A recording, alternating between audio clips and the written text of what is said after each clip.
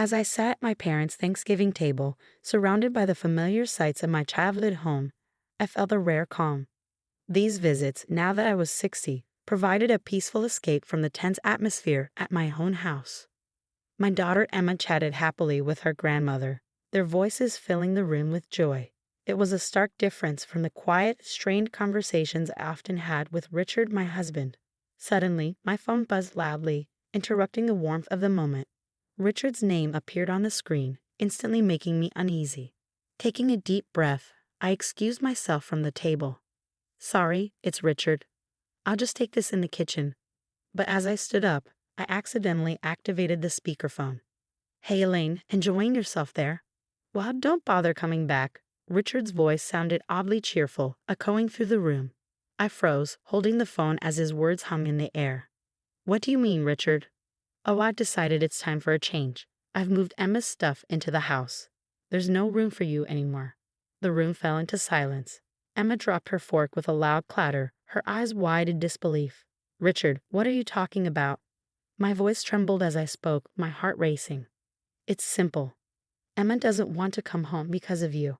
Without you around, she can live the life she deserves, like when she was younger. So you need to leave." Emma stood up suddenly, her face flushing with anger. "Dad, what is going on?" "Stay out of this, Emma." Richard's voice cut her off, icy and firm. "This is between me and your mother." My cheeks burned with a mix of shame and anger. "You want me to leave our home just like that?" "Yeah, find some shelter or whatever. It's not my problem." The call ended abruptly, leaving a heavy silence. My mother reached out, her hand trembling. "Elaine, honey." Before she could finish, Emma burst into bitter laughter. "He's lost it, Grandma. Completely lost it." Inside, I was a whirlwind of emotions, shame, anger, and a strange feeling of freedom. He better be ready. I thought to myself, this isn't the end, it's just the beginning. That night, lying in my childhood bed with moonlight casting shadows, memories flooded back. Richard and I hadn't always been distant and cold. There was a time when his eyes held warmth and his touch felt safe. I met Richard when I was in my late 20s. He was charming, confident, and seemed to have all the answers. His charisma drew me in, and within a year of meeting, we were married. A whirlwind romance that felt like a fairy tale. But the fairy tale began to crack soon after Emma was born. Richard adored our daughter, but as his love for her grew, his feelings towards me seemed to diminish. It was as if there was only room in his heart for one person. "Elaine, can't you see? You're suffocating her." "Give her space," he would scold. Whenever I tried to be part of Emma's life, his words hurt, though I thought he was just being an overly protective father. As Emma grew older, Richard's resentment towards me deepened. The man who once cherished me now barely acknowledged my existence, except to criticize. "Why can't you be more like Emma? She's only 10 and already so independent," he'd sneer. I remember the night Emma, at 15, won a school award. We were supposed to celebrate together as a family, but Richard turned it into a lecture. "Elaine, why can't you achieve anything like our daughter? You're wasting your life." His words pierced like daggers. I lay there, staring at the ceiling, feeling years of his disdain weighing on me. It wasn't just his words. It was the dismissive looks, the heavy sighs, the way he'd turn away when I entered a room. I had become invisible and insignificant in my own home. That night, lying in the silence, something stirred inside me. Richard's callousness, his disregard for our life together, it ignited a determination in me. I refused to let him erase me from my own story. Turning on my side, I closed my eyes, but sleep eluded me. The shadows seemed to whisper, urging me to rise up, to reclaim myself. And deep down, I knew I was ready to take that step. The next morning, I woke up with a newfound clarity I hadn't felt in years. During breakfast, Mom tried to talk about Richard's call, but I changed the subject. I wasn't ready to confront that issue just yet, and Emma sensed my hesitation and didn't push. As we tidied up, my mind wandered back to the years with Richard. His controlling behavior wasn't limited to our daughter. It permeated every part of our lives, tightening like a vice around my freedom. "Elaine, don't stay late at work. You need to be home to cook," he would insist, dismissing my job at the library that I loved. His rules were unpredictable and meant to keep me off balance. If I wore something he didn't like, he'd scoff. trying to impress someone, focus on being a better wife and mother. Even my friendships weren't safe. You spend too much time with Linda Sheck, a bad influence, he once said, cutting through years of friendship. But it wasn't just the control, it was the humiliation at social events. He'd undermine me with fake compliments, often in front of Emma. Elaine tries her best, but you know she's not the brightest bulb. He'd laugh, his words a painful reminder of his contempt. Emma witnessed it all. At first she tried to defend me, but Richard's influence was overpowering. "Mom, just ignore him," she'd whisper, her eyes filled with frustration. I couldn't forget the day Emma left for college. Richard glowed with pride, yet there was a coldness in his gaze when he looked at me. "See, Elaine, this is what happens when you raise a child right. She's not like you, thank God." Those words cut deeper than anything, implying I had no role in our daughter's upbringing, that my years of love and sacrifice were worthless. As these memories swirled in my mind, a simmering anger rose within me. Enough was enough. I wouldn't let Richard control my life any longer. The phone call had been the final straw. It was time for him to face the consequences of his actions. I looked at Emma, seeing her determination reflected back at me. "Emma, there's something important I need to do when we get home. It's going to change everything, but I need you to trust me." Emma nodded firmly. "I'm with you, Mom." Completely. The drive back was quiet, both of us lost in our thoughts, knowing we were heading towards a crucial confrontation with Richard. Once home, I excused myself to my room under the guise of unpacking, but really to make a call that would set everything in motion. I dialed the number of a divorce attorney I had discreetly noted down months ago. My hands trembled as the call connected. "Hello, this is Elaine Richardson. I need to discuss filing for divorce." Mr. Adams, the lawyer, was calm and understanding. "I can help you through this, Mrs. Richardson. It sounds like you're dealing with a challenging situation." As I recounted Richard's behavior over the years, Mr. Adams listened attentively. "We can file for divorce on grounds of emotional abuse. It seems like you have a strong case." Feeling empowered, I responded firmly, "I'm proceeding with this, and I want him to face consequences both legally and financially." Mr. Adams reassured me, "We'll work to ensure you receive what you're entitled to." After the call, a mix of fear and exhilaration washed over me. For the first time in years, I was taking charge of my life. Later that evening, Richard returned home, his demeanor smug and victorious. "Back so soon. Realize you have nowhere else to go." His words stung, but I stood my ground. "I went to my parents' house, Richard. Remember the place you practically forced me into?" He scoffed. "I did us a favor. Emma and I are better off without you." "That's where you're mistaken," I said firmly. "Emma isn't a pawn in your games, and I'm not your captive anymore." Richard's face twisted in anger. "What nonsense are you talking? You think you can survive without me?" Meeting his gaze, my resolve remained steady. "Watch me." Emma entered the room, her expression showing determination. "Dad, you've crossed the line. Mom doesn't deserve this." Richard sneered. "Oh, now you're on her side? I thought you understood, Emma. Your mother is worthless." Emma's eyes flashed with anger. "No, Dad. The only worthless thing here is your cruelty. We're done living under your control." As we stood together against Richard's hostility, I knew we had reached a turning point. The battle lines were drawn, and I was prepared to fight for my freedom. The morning after our confrontation, the atmosphere in the house felt tense. Richard's usual arrogance was heightened, as if he was challenging us to defy him. While making breakfast, my hands trembled slightly, but my determination held strong. At the table, Richard broke the silence with his usual condescension. "So, Elaine, have you finally realized your place? Ready to beg for forgiveness?" I kept my voice steady. "There's no need for me to beg, Richard. It's you who should be reflecting on your actions." He laughed bitterly. "You've always been out of touch, Elaine, but this is a new low." Emma, who had been quiet until then, spoke up firmly. "Dad, this isn't a joke. Mom is serious about filing for divorce." Richard's face twisted through confusion, disbelief, and then erupted into anger. "Divorce?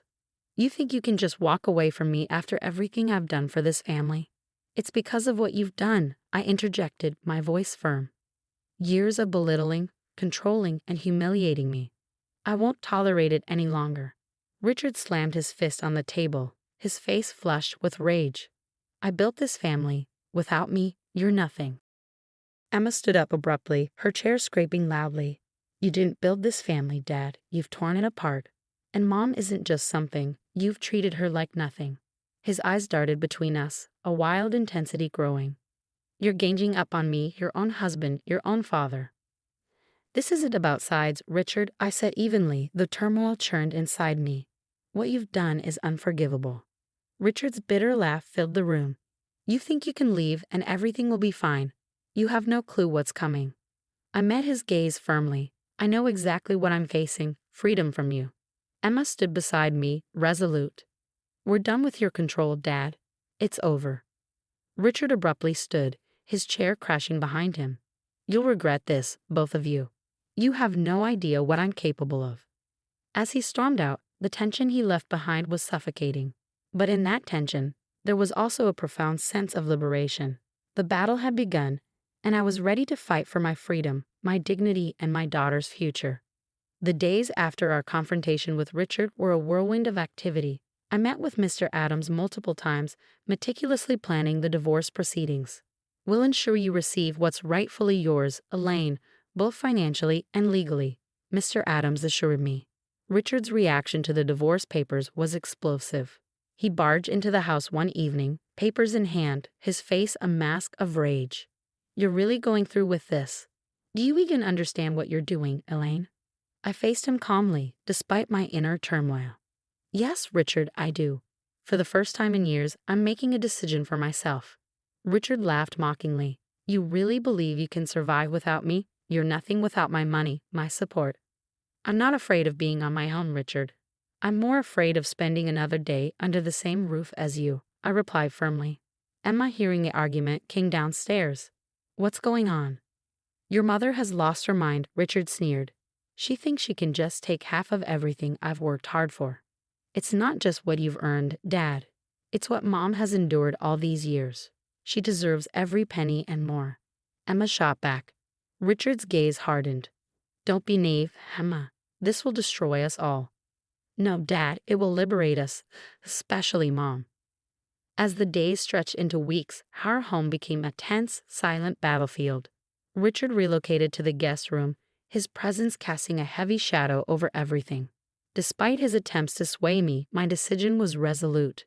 The date of our first court hearing arrived. Sitting in the courtroom, waiting for proceedings to commence, I felt an unusual calmness wash over me. I knew deep down that I was making the right choice, not just for myself, but for Emma too. Richard, however, appeared visibly nervous. When his lawyer broached the topic of a settlement, a small smile crept onto my face. Richard, who had always prided himself on control, was now at the mercy of the legal system. As the judge reviewed our case, Richard grew visibly paler. When the judge turned to me and asked if I wished to add anything, I took a steadying breath. Your Honor, for years I endured emotional abuse and manipulation at the hands of my husband. I seek not vengeance, but justice, for myself and for my daughter. The judge nodded solemnly. I understand, Mrs. Richardson. This court will ensure a fair and just resolution. Leaving the courtroom, I caught Richard's defeated expression. It was enough for me to know that while the battle wasn't over, I had won this initial round. I was prepared for whatever lay ahead. In the weeks that followed, my life felt like it was constantly under scrutiny, analyzed by lawyers and the court. But with each passing day, I felt stronger, more in control of my own destiny. Richard's attempts to intimidate me grew more desperate and less effective over time. The final court hearing became a day I both dreaded and eagerly awaited. As Richard and I sat across from each other in the courtroom, I couldn't help but reflect on the man I once loved, now a stranger filled with bitterness. The judge's voice was unwavering as he delivered the verdict. The court rules in favor of Mrs. Richardson. Mr. Richardson, you are obligated to pay alimony and half of your assets. Richard's face twisted in shock and anger. He abruptly stood up, his chair crashing to the ground. This is ridiculous. She doesn't deserve a single penny. Mr. Richardson, control yourself, the judge admonished firmly. The court's decision is final. As we exited the courtroom, Richard's parting words dripped with venom. You'll regret this, Elaine. You think you've won, but you haven't seen the end of me. But I no longer feared him. His once cutting words now sounded hollow and powerless. Over the following months, I secured a small apartment near Emma's place. I began a new job at a local library, a place that always brought me solace. The alimony from Richard provided me with a financial independence I hadn't known in years. Emma and I grew closer, our relationship no longer overshadowed by Richard's presence. She flourished in her career and personal life, a stark contrast to the fearful young woman she once was. As for Richard, the last I heard, he was leading a diminished life, his pride and finances greatly reduced. His attempts to reconnect with Emma and me were met with silence. The man who once wielded so much power over us now exists only as a memory, a faint echo of the past. Often, I sit on my balcony with a cup of tea, gazing out at the tranquil neighborhood. Here, I found a sense of peace and purpose that eluded me for so long. Emma visits frequently, and we share conversations about everything and nothing. Our bond, forged in adversity, has grown unbreakable. Looking ahead, I face the future with hope and a profound sense of freedom. Emerging from the shadows of my past, I've grown stronger and more resilient. I've come to understand that sometimes the most challenging battles lead to the greatest triumphs. As for Richard, he remains nothing more than a distant echo, a reminder of a life I once lived and the strength I discovered in leaving it behind. All right, everyone's presentations are done. Nick, the manager, said as he tried to move the discussion forward. Excuse me, I haven't. I recently found out something. Nick interrupted me and began to speak. There's apparently someone in this department who didn't graduate high school and is just a part-timer. Meetings should be for employees only. Absolutely right. His lackey, Mike, of course, agreed with Nick. I'm leaving. After leaving the meeting room, I started to shut down my computer. I noticed that an email had arrived, not in my personal inbox, but in the company's shared email.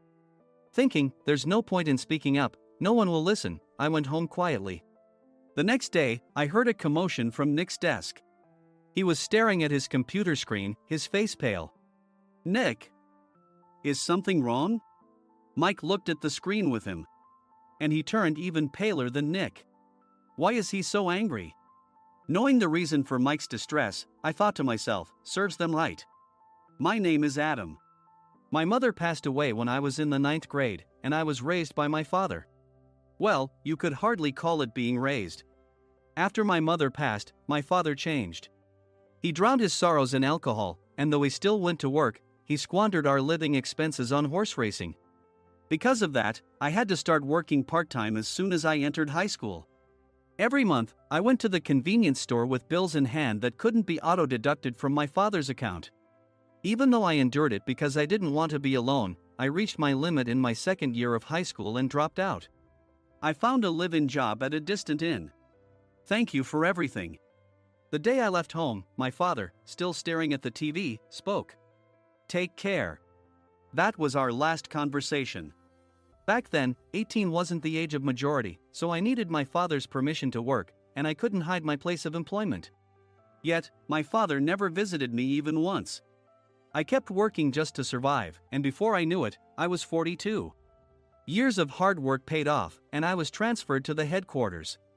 I was thrilled to be recognized by the company, as I thought I'd be working in the field until retirement due to my lack of formal education. Listen up. Our work can change the future of our employees. Don't drag us down. On my first day after the transfer, Nick, dressed in an expensive suit, spoke sternly. There was a reason for this. Our inn was located in a prominent tourist destination, known so well that everyone in the state could sing its commercial jingle. At its peak, we had 5 locations within the state. But that was long ago.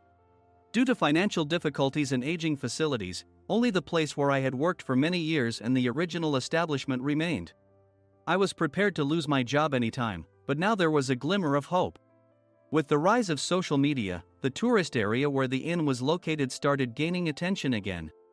Depending on how hard the sales department, where I was transferred, worked, we could either thrive or be forced to give up this prime location to the new hotel chains continuously popping up. For Nick, who had switched careers from another industry to strengthen our sales, this was a battle he couldn't afford to lose.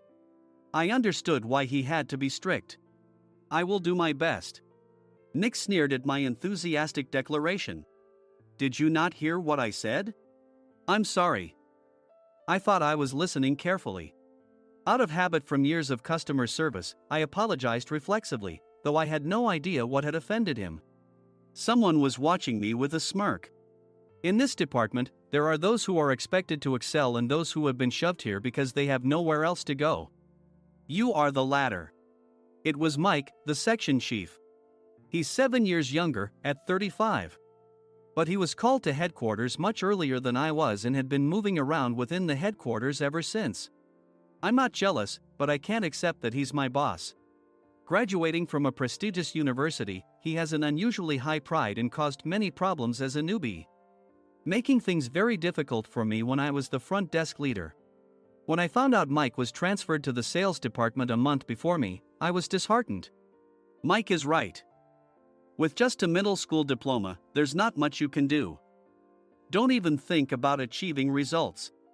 As if I didn't exist, Nick remarked, "I'm thirsty." Mike eagerly ran to the coffee maker. It seems Mike is Nick's lackey. I regretted being happy about my transfer to headquarters, wishing I had stayed on site forever. Send a direct mail to every company on this list by the end of the day. Nick only assigned me tasks that even a new graduate could handle. What? There are over 1,000 companies. You want me to send to all of them by today? Yes, if you and your fellow misfits split the work, even those with nowhere else to go should finish by today. I glanced at the employees typing away expressionlessly. They were worn out from customer service, only thinking about leaving on time, or were women reassigned after having children, with zero motivation for work. Even Sam, a new graduate from the same university as Mike, who was supposed to be among the expected achievers, had no enthusiasm for the job, having joined the company wanting to do customer service. I don't care what they say, I plan to quit anytime, he said. Only Nick and Mike were highly motivated, making all the decisions between the two of them. I originally only wanted to work at the inn to survive and had no particular attachment to this job. I swallowed my words, thinking I had no right to reprimand them. About a month after the transfer, Nick told us with a frustrated look. To commemorate the 50th anniversary, we've decided to create a plan exclusive for one group per day.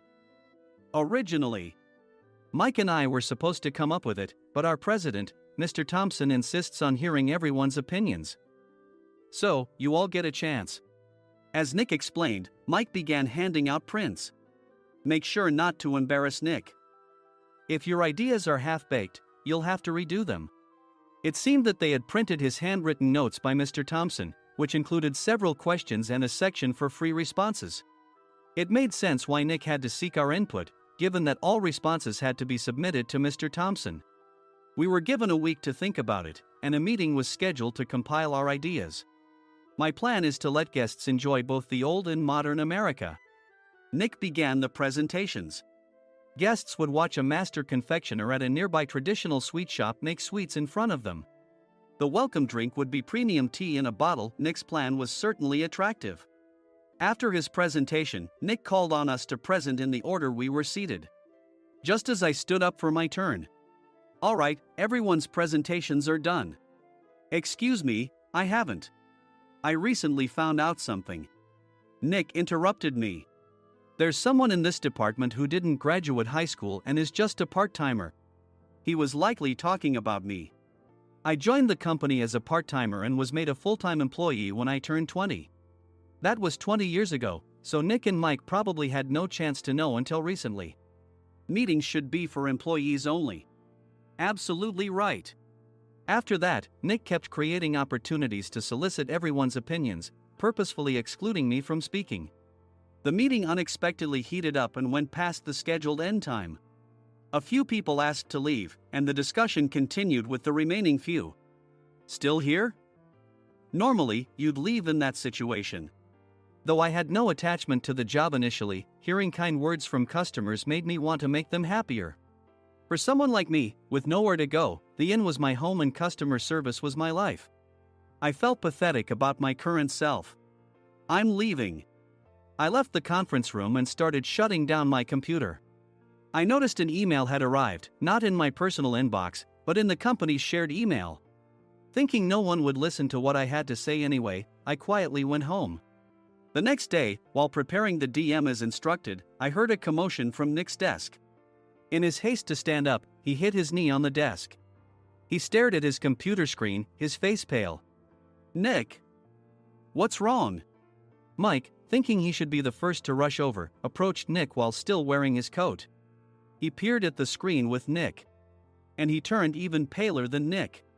Why is he so angry? Who is responsible for this company? Nick, more irritated than ever, asked, and Mike answered without checking. Probably Sam. Sam wasn't there because he was attending a morning training session for new hires. Nick gave up on getting angry and returned his gaze to the screen.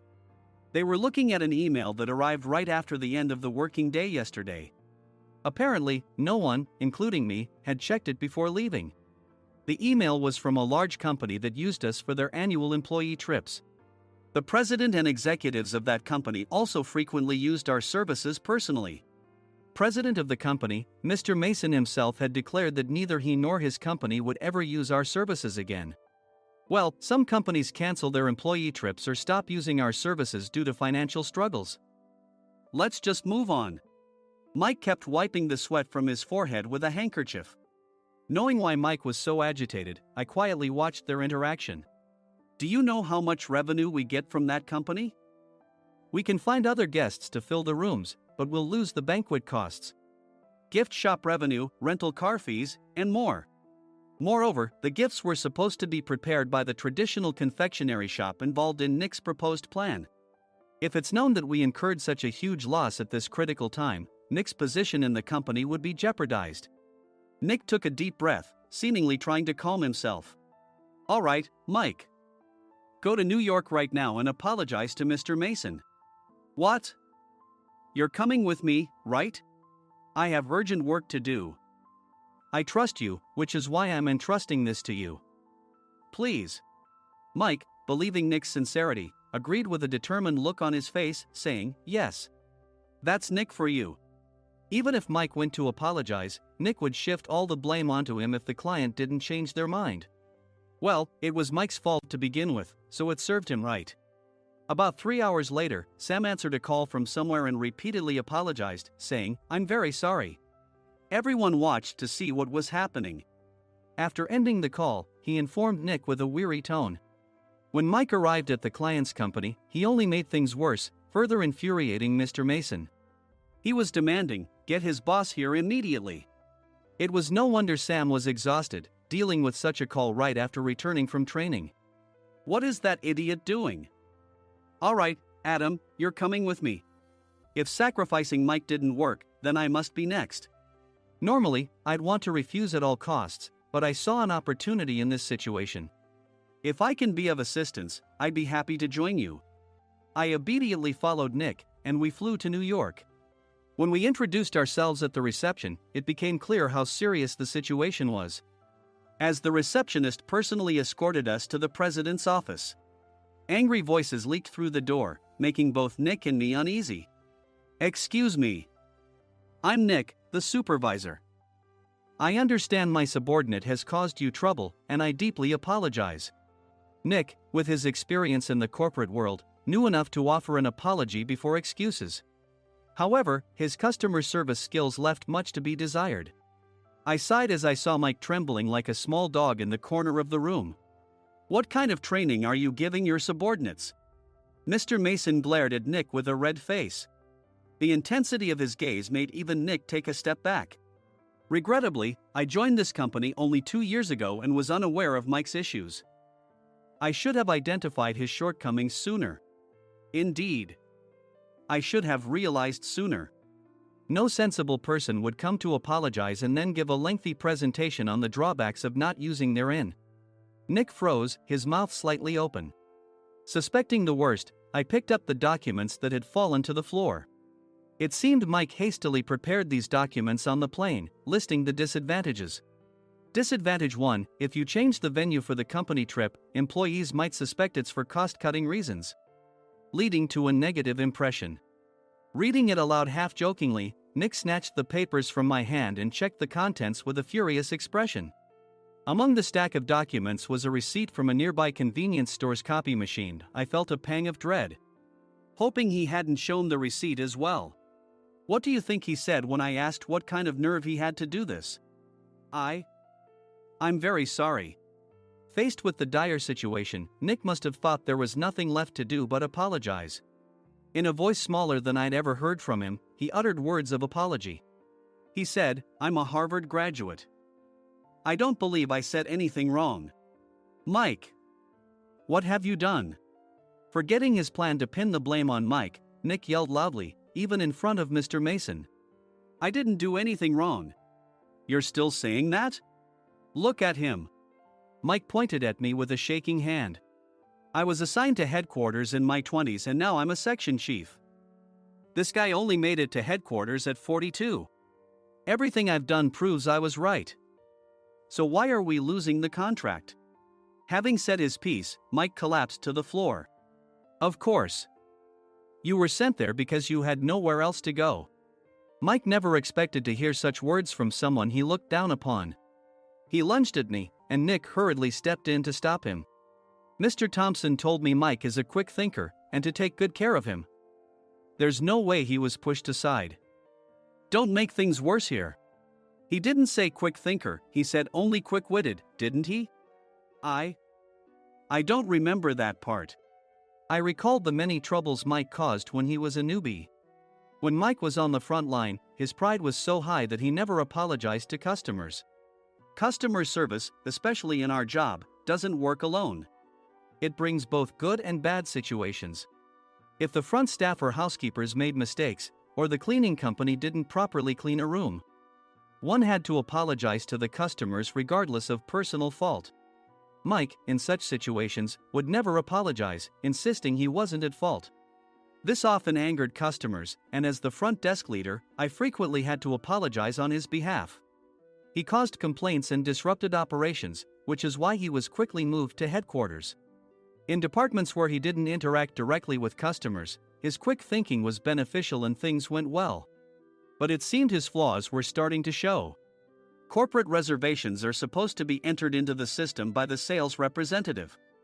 But a quick check yesterday revealed that more than 10 items were missing from the client's reservation.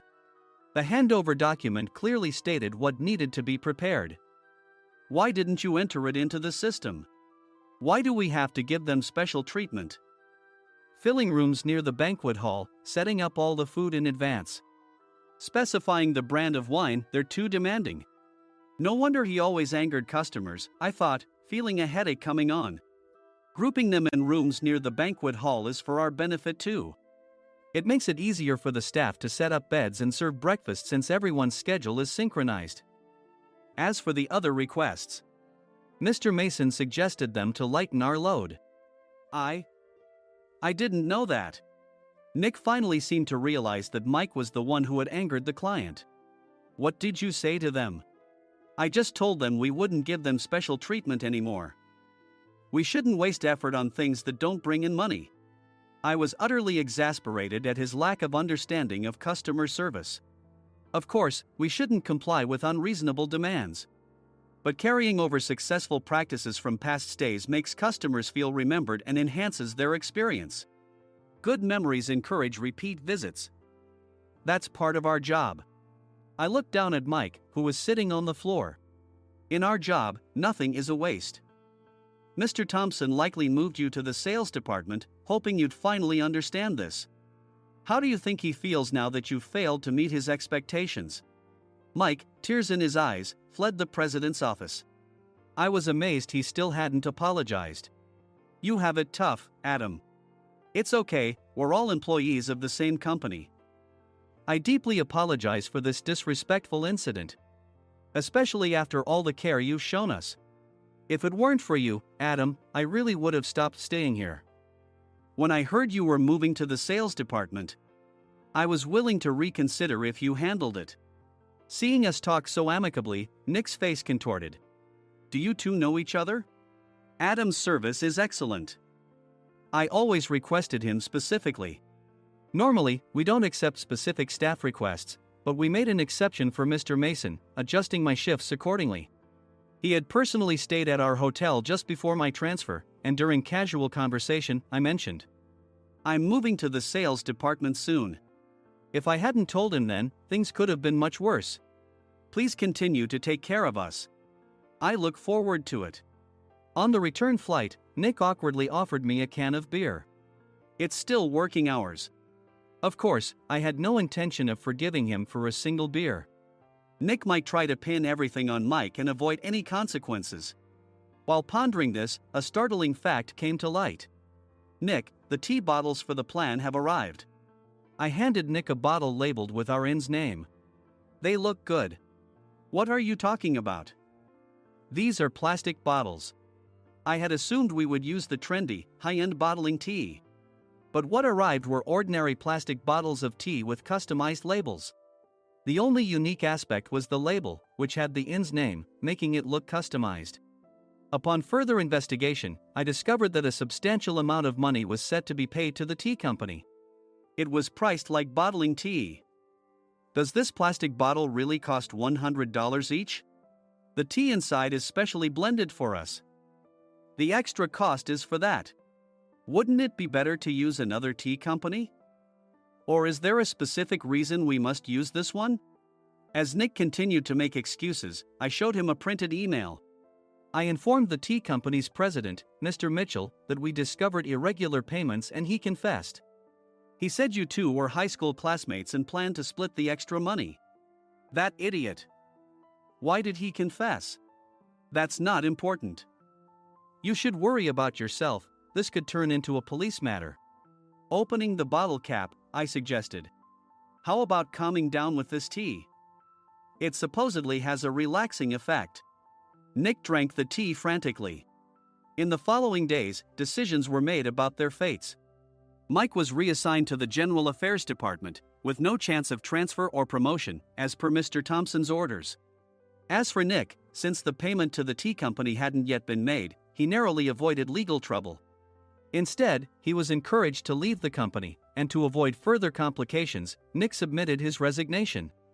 Rumor has it that connections between HR departments have made it difficult for him to find new employment. Even though it was good to have those two gone, something unexpected happened in the sales department. Everyone became motivated and united in refining the 50th anniversary plan. In the end, my plan was adopted. We collaborated with the Tourist Information Center to provide personalized guides. The plan, tailored to the number of guests, was truly special for the 50th anniversary. Hey, is Adam's family coming to stay? I immediately booked that special plan for my family. Sam noticed it on the reservation list and quickly picked up on it. Yes, I'm inviting my father. That's great. I might invite my parents too. I lacked the courage to face my father just as Adam. But here, with the confidence Mr. Mason praised, I felt ready. The 50th anniversary plan was a perfect opportunity to reconnect with my father. I hoped to bring back the days when we could laugh together as we once did.